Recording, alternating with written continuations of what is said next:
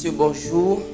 Et moi, c'est Cosimo Ouedraogo. Je suis là aujourd'hui dans cette vidéo pour vous apporter des éléments substantiels pour votre avenir, qui va vous permettre de faire des grands choix pour votre future génération. Donc, toujours dans le cadre de l'éducation, parce que Mandela a dit Education is the most powerful weapon with which we can change the world. L'éducation est l'arme la plus puissante avec laquelle on peut changer le monde. Qu'est-ce qui m'a changé et qu'est-ce qui va te changer? Parce que nous sommes des êtres vivants, nous sommes des humains. Dès lors que tu es un être humain, dis-toi que ce qui a marché pour l'autre être humain peut marcher pour moi, puisque nous avons la même constitution biologique et physiologique. Donc il ne faut pas regarder quelqu'un qui brille, quelqu'un qui a réussi et croire qu'en faisant comme lui, tu ne seras pas comme lui.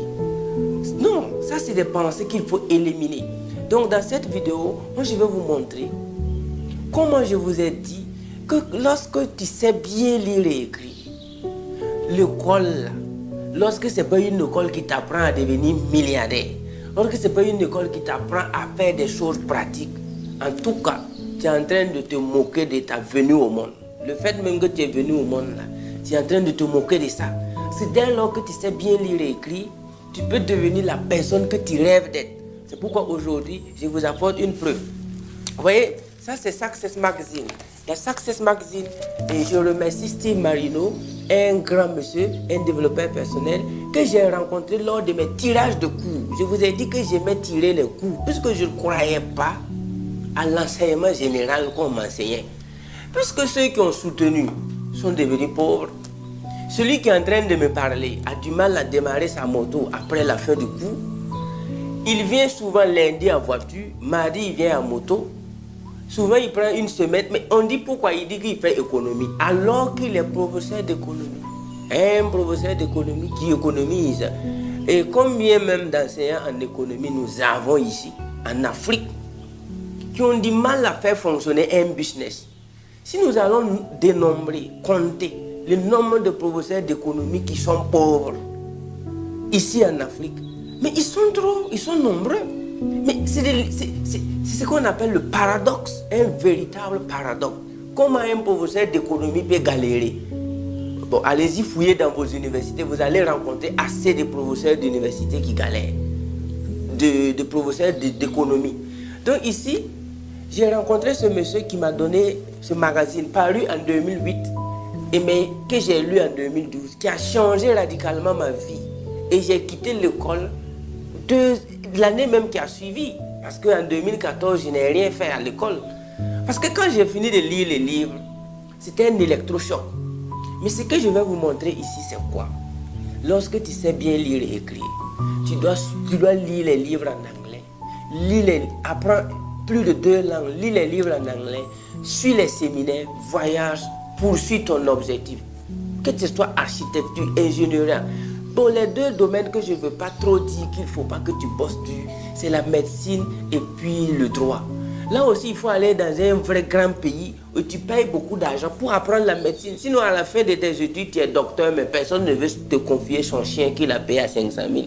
Parce que moi, je connais des chiens de 500 000, de 400, ça te coûte cher. Mais quand tu finis tes études en médecine, on ne veut même pas te confier. Il y a des gens même qui ne veulent pas que tu touches les enfants parce qu'on a peur de toi.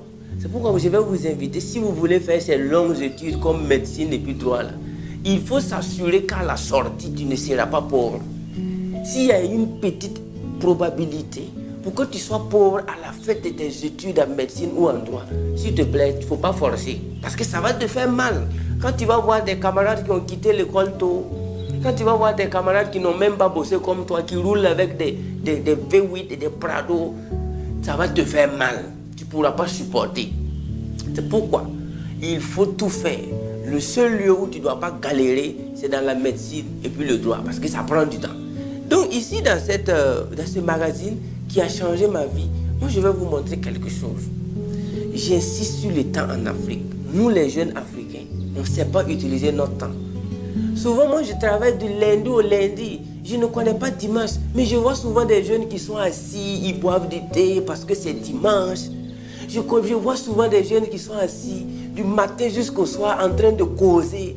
Souvent, je pense que c'est des Saoudiens. C'est leurs potes qui me font souvent. Je dis, mais ce sont des dignes, ce sont des héritiers. Et là, est-ce que leurs parents n'ont pas de bateau à quelque part? Est-ce que lui, ce n'est pas des enfants des multimilliardaires qui causent? Quand je m'approche souvent, je me rends compte que souvent, ils ont du mal même à payer le sucre. Ils n'arrivent même pas à payer le charbon pour cuire le thé. Mais pour moi, je ne peux pas comprendre que quelqu'un qui soit né dans une famille pauvre s'amuse aussi avec son temps. En tout cas, moi, je n'ai jamais fait ça.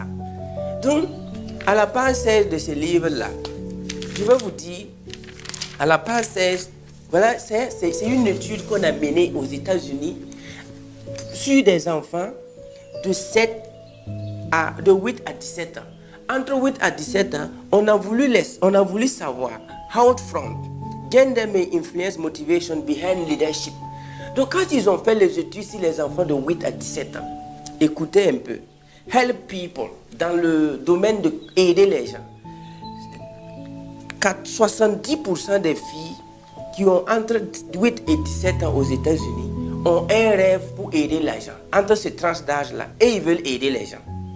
Maintenant, il y a 50% des jeunes garçons qui ont pour ambition aider les gens.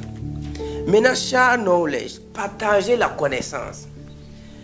Quand ils poursuivent l'enquête, entre 8 et 17 ans, 50% des filles ont comme pour ambition partager leurs connaissances. Quand on poursuit les études encore, change the world, changer le monde. Voici comment des enfants de 8 à 17 ans pensent aux États-Unis. Le taux d'enfants, le nombre d'enfants, quand on a fait l'enquête, tous les Américains, ceux qui veulent changer le monde entre 8 et 18 ans, qui ont pour ambition de changer, les filles, elles sont à 50% et les garçons à 35%. 35% des jeunes de 8 à 17 ans veulent changer le monde et 50% des filles veulent changer le monde. Ensuite, be your own boss, être son propre patron, posséder son entreprise. Il y a 40% des jeunes de 8 à 17 ans aux États-Unis veulent avoir leur propre entreprise et 35% des filles veulent avoir leur propre entreprise.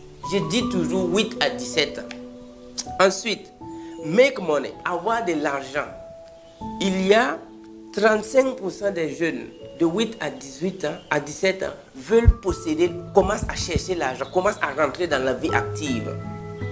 Et concernant les femmes, c'est 30% des filles qui veulent avoir leur propre argent. Dernier niveau, have power, avoir le pouvoir.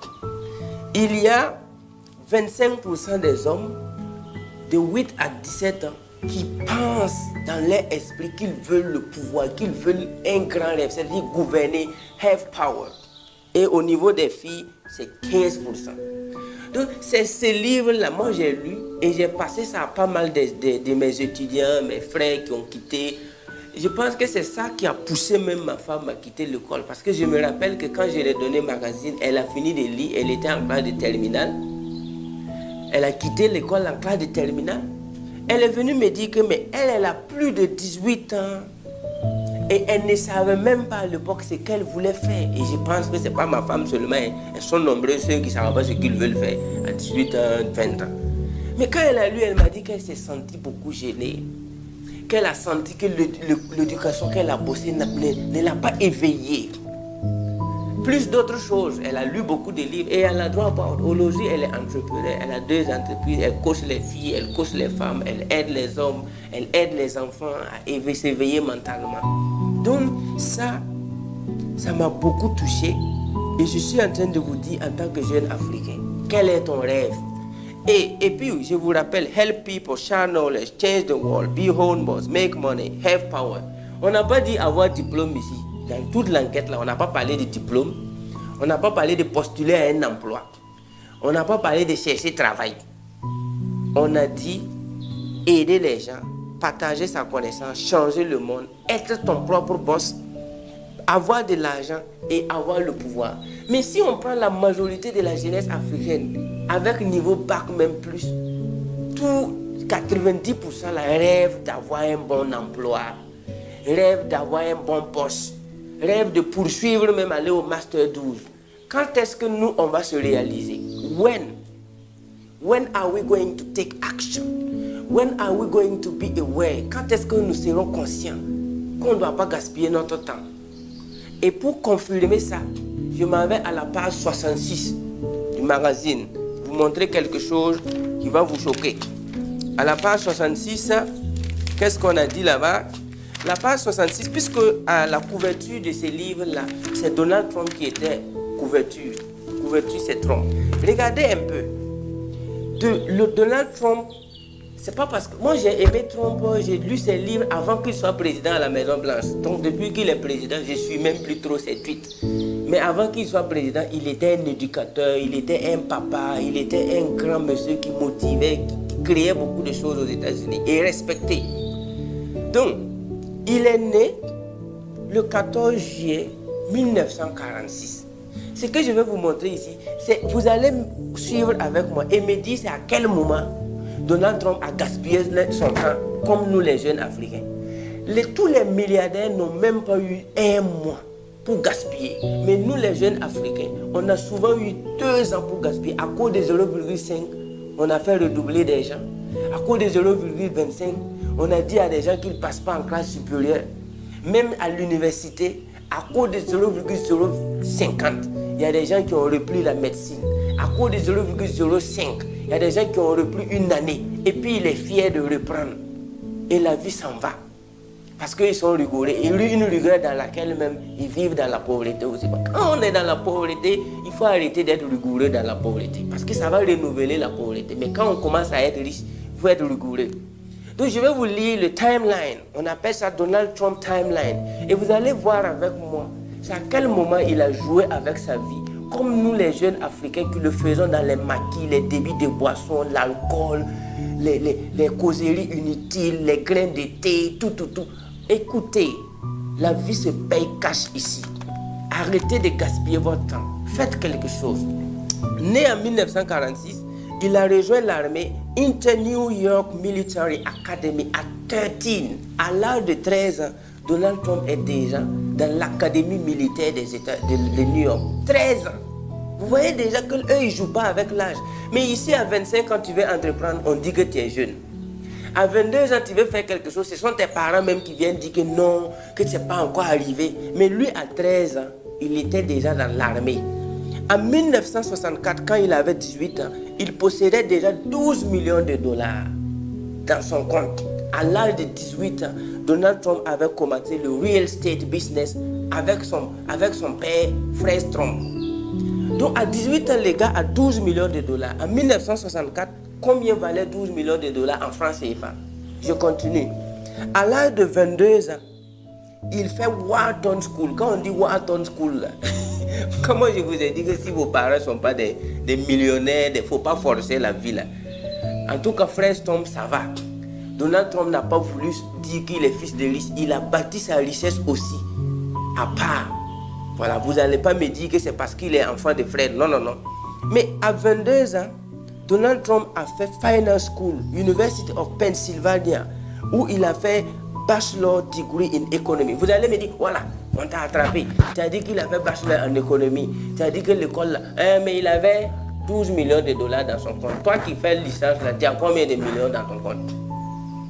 C'est 12 millions qu'il a pour lui là-haut.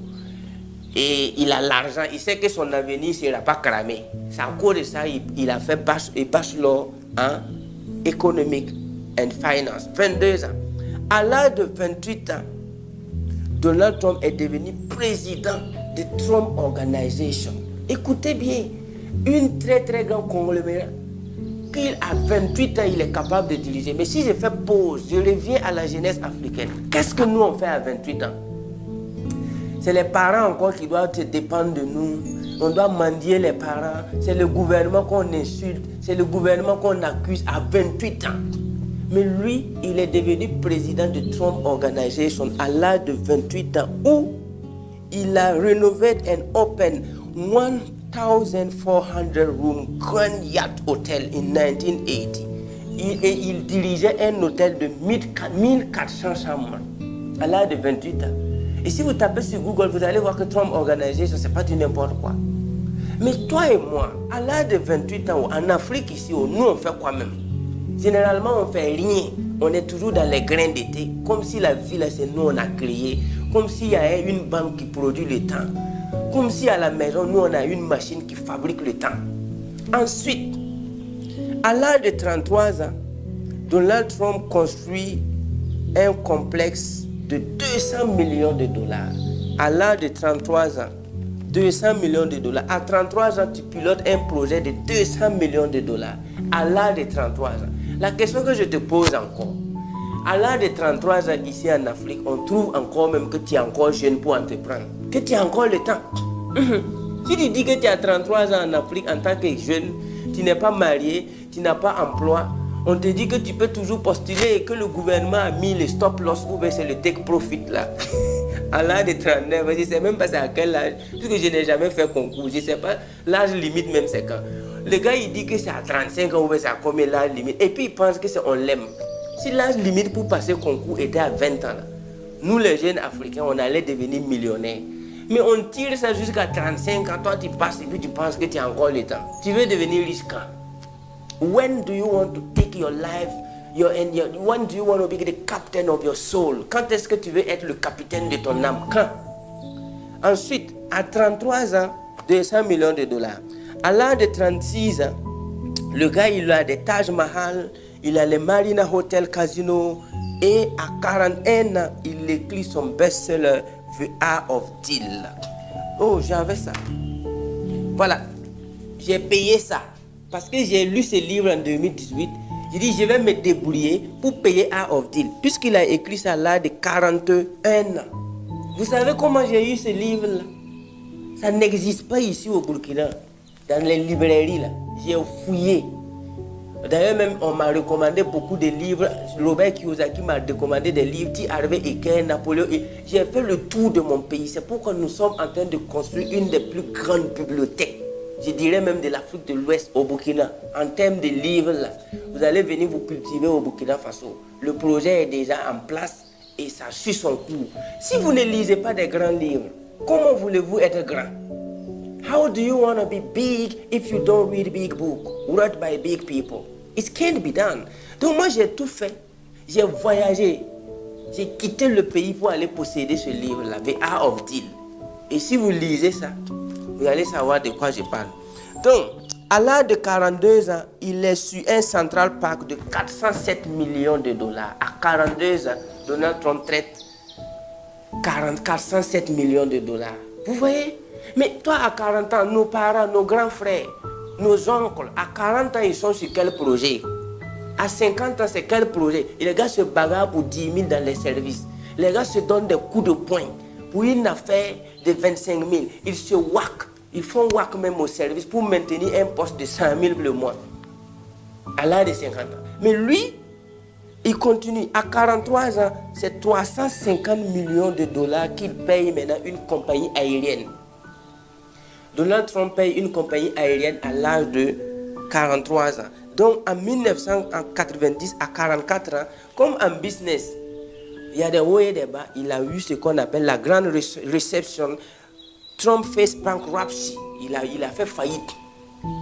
Mais bon, quand on dit un milliardaire a fait faillite, bon, les pauvres ne peuvent pas participer parce que faillite d'un milliardaire veut dire qu'il vit bien, mais il est en faillite. Donc il a fait faillite à 44 ans, où il était obligé de bosser, et il est revenu à l'âge de 53 ans. Il commence maintenant à se rattraper. Mais il a tout gagné à l'âge de 51 ans, où il a écrit The Art of Comeback.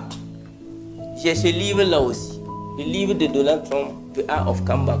Là, je l'ai ici en PDF dans mon ordinateur. Qu'il a vendu à 2 milliards de dollars. Écoutez bien, à l'âge de 50 ans, Donald Trump écrit un livre qu'il vend à 2 milliards de dollars. Est-ce que vous, là-haut, vous avez déjà écrit un livre et puis vendre 10 exemplaires? Vous savez comment vendre 2 milliards de dollars? C'est combien d'exemplaires vendus? Ce sont des millions d'exemplaires vendus. Et on a même précisé report net worth of. C'est-à-dire net worth, c'est-à-dire un bénéfice net de 2 milliards de dollars.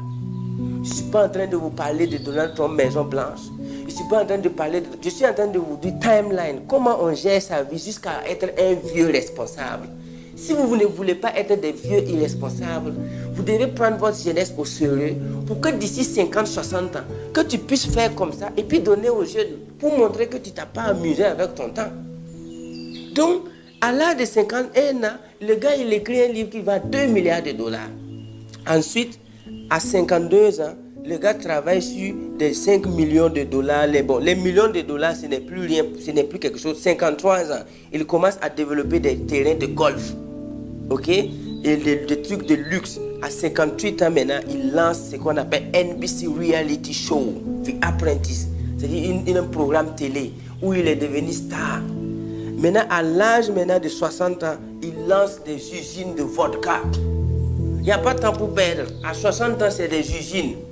Mais vous voyez comme la manière dont nous on gère notre vie là-haut. Si on ne change pas, vous êtes sûr qu'à 60 ans, nous on peut avoir même poulet. Il faut qu'on arrête de gaspiller notre temps en écoutant des choses qui ne sont pas vraiment dignes d'être écoutées. À l'âge maintenant de 61 ans, il va à Hollywood. Il va faire des pas à Hollywood, 61 ans. À 62 ans, il va faire Trump International Hotel, Trump Tower Open in Chicago, à Las Vegas. Donc, son aventure s'arrête là. Et aujourd'hui, Donald Trump pèse 74 ans en étant président des États-Unis. Donc ici, si tu n'aimes pas Trump, oublie l'histoire de moi, j'ai parlé mon temps à parler de Trump. Laisse Trump là. Toi aussi, peu importe l'âge que tu as, que tu aies 50 ans, que tu sois un vieux de 60 ans à m'écouter, que tu aies 70 ans, il te reste une vie, il te reste des années à passer. Même s'il te reste un mois, écris quelque chose sur le papier. This is how I will manage my time. Voici comment je vais gérer mon temps. Donc moi qui vous parle là, je ne suis pas un parvenu. Je ne suis pas quelqu'un qui s'est érigé seulement du jour au lendemain pour parler à la jeunesse africaine, pour dire aux jeunes là, voilà, l'école n'est pas bonne. Non, non, non, non, ce n'est pas des vues. Moi, je ne suis pas là pour me faire des likes ma vidéo, abonnez-vous à ma page. Non. Si ça ne te plaît pas, tu ne t'abonnes pas. Je ne suis pas là pour vous dire, ah, dans ma page, j'ai fait 10 000 vues. C'est vrai, moi, j'arrive à faire 5 000 vues. En moins de 2 jours, j'ai fait 5 000 vues. Mais je suppose que ces vues-là vont vous éduquer. Je me dis que les vues que vous avez vues là, ça va te faire changer de tête. Sinon, si c'était des vues que moi je voulais seulement, je pouvais me lever et puis faire des petits trucs là et puis bon, je publie tous les jours. Non, c'est pas quelqu'un qui s'est levé du jour au lendemain pour dire que le système que nous on a là, c'est un faux système. Non, j'ai été dans le système. Mes camarades sont décédés. Quand je dis décédés ici, ce n'est pas qu'ils sont morts physiquement. Mais combien de gens ont fait le bac avec moi? Aujourd'hui, ils sont toujours chez leurs parents. Vous pensez que ça me plaît? Ça ne me plaît pas. J'aurais voulu qu'ensemble, on soit en train d'inspirer la jeunesse africaine. Mais comme eux, ils ont cru au système, aujourd'hui, chacun est là. Il n'y a pas un bon boulot. Ça pavane dans la rue, ça fait des commentaires sur Facebook. J'ai vu pas mal de camarades aussi qui ont commencé à me critiquer sur Facebook parce qu'on a fait l'école ensemble. En fait, moi je ne mentionne pas tout ça. Je dois avancer, je dois inspirer. I have to show the way to my little brothers. Je dois montrer la route à mes petits frères. Je n'ai pas le temps pour répondre aux injures. Because I'm focused. I know where I'm going. Je sais où je vais.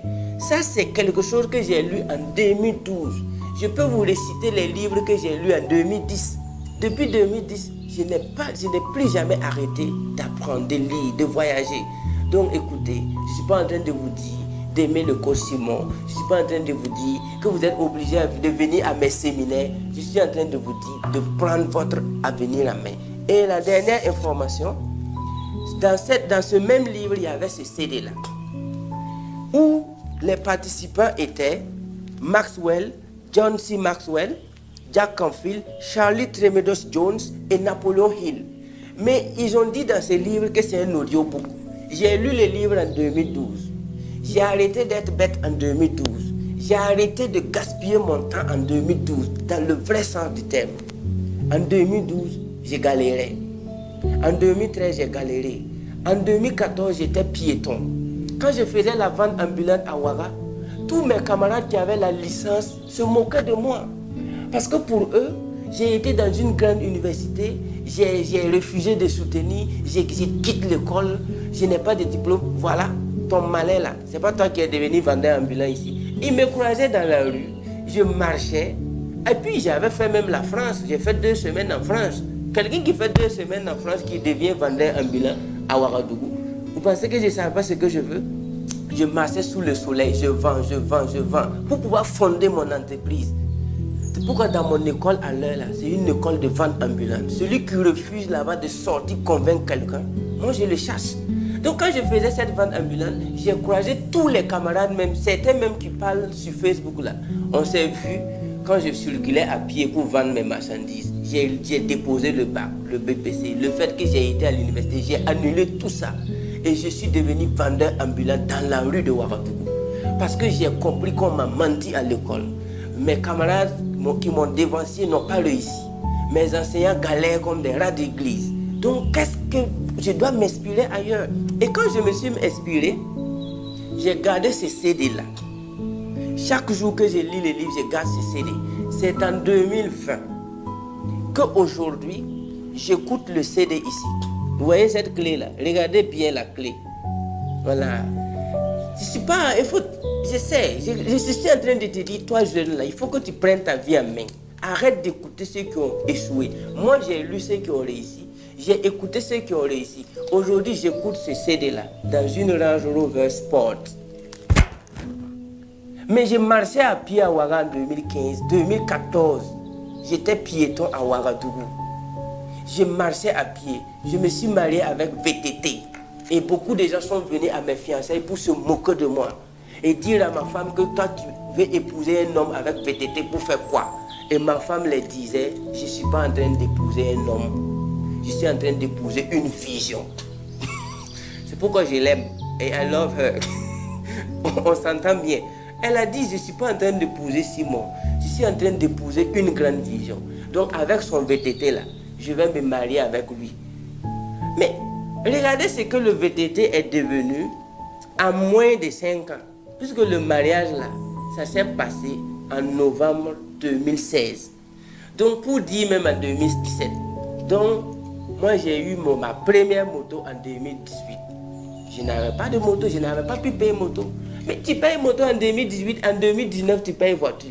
C'est un plan que j'ai mis en place depuis mon enfance.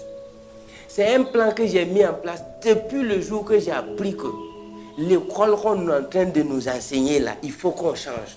Mais je ne veux pas rejoindre les mouvements, des grévistes, non, des trucs de société civile. Non, moi je vais prendre ma vie en main. Je vous invite, jeunesse africaine. Si aujourd'hui, si j'ai lu ces genres de livres en 2012 et qu'aujourd'hui j'écoute mon CD audio dans une Range Rover Sport, c'est pas Range 2008, c'est pas Range 2009. Donc écoutez, vous pouvez faire mieux que moi. Tu peux faire mieux que moi. La bonne nouvelle est que mes étudiants ont commencé à payer voiture à l'âge de 25 ans. Alors que moi, j'ai payé voiture à l'approche de 30 ans. Vous voyez que c'est mes étudiants là. Je suis sûr qu'eux, ils vont payer les ranges là à 22 ans. Puisque je recrute de 16 à 25 ans. Ceux qui vont bien écouter là, à 22 ans, ils vont payer des voitures. À 25 ans, ils vont se marier. Ils vont aller en lune de miel à Singapour. Ils vont aller en lune de miel à Dubaï. Ils vont voyager, ils vont impacter, ils vont sauver des vies. Chers frères et sœurs, we are born to shine. Nous sommes nés pour réussir. La vraie voie du succès, il faut chercher. Tu vas trouver. I love you. We're gonna shine. Africa is the future.